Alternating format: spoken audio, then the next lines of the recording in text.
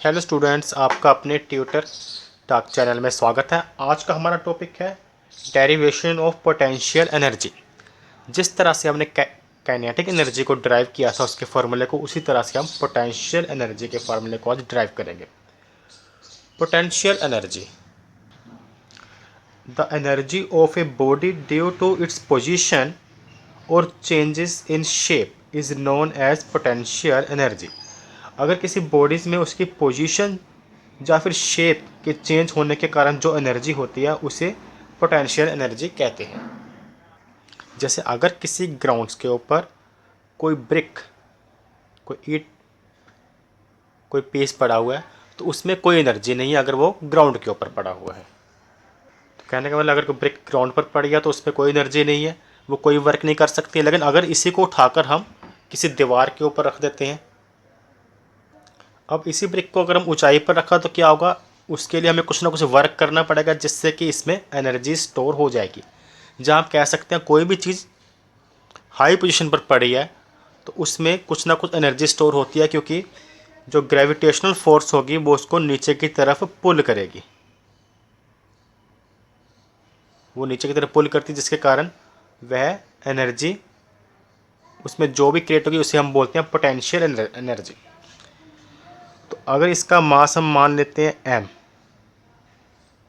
और ये मान लीजिए h ऊंचाई पर है, हाइट जो है फ्रॉम ग्राउंड इसकी है h। अब हम इसका फॉर्मूला ड्राइव करते हैं पोटेंशियल एनर्जी का। पोटेंशियल एनर्जी को हम E और P से डिनोट करेंगे, जो कि इक्वल होती है वर्क के।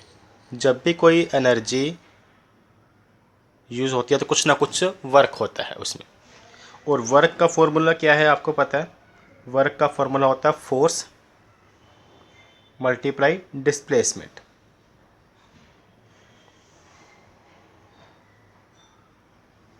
जी हमारा इसके क्वेश्चन नंबर 1 लिख लेते हैं जो हम यूज़ करेंगे। यहाँ पर हमने करना क्या, फोर्स और डिस्प्लेसमेंट की वैल्यू को चेंज करना है। फोर्स की वैल्यू क्या होती है, मास मल्टीप्लाई एक्सेलरेशन। फोर्स की वैल्यू होती है मास मल्टीप्लाई एक्सेलरेशन। और जब कोई चीज़ ऊपर की तरफ हो तो एक्सेलरेशन क्या होती है, ऊपर की तरफ ग्रेविटी काम करती है उस पर। एक्सेलरेशन में की जगह पर कौन क्या वर्क होता है, ग्रेविटी, यानी कि एक्सेलरेशन होती है equal to gravity, acceleration due to gravity जिसे हम बोलते हैं। तो इस तरह से फोर्स का फार्मूला क्या बन जाएगा, अब मास मल्टीप्लाई ग्रेविटी। अब वर्क के फॉर्मूले में जो फोर्स की वैल्यू हम क्या फिल करेंगे, मास मल्टीप्लाई ग्रेविटी। लेकिन अब हमारे पास जो एस है डिस्प्लेसमेंट, यानी कि डिस्टेंस बिटवीन टू पोजीशन, क्या है, हाइट होगी यहाँ पर। क्योंकि जो डिस्टेंस है अप की तरफ है, ऊपर की तरफ डिस्टेंस हो तो उसे क्या हम वर्टिकल डिस्टेंस को हम हाइट लिखते हैं। तो वर्क का जो फॉर्मूला अब क्या हो जाएगा, फोर्स की जगह पे हम लिखेंगे मास मल्टीप्लाई ग्रेविटी, और जो डिस्प्लेसमेंट है वर्टिकली हाइट है ये, तो यहाँ पर हम एच पुट करेंगे और ये वर्क का फार्मूला बन गया mgh। और वर्क किसके इक्वल है, पोटेंशियल एनर्जी के।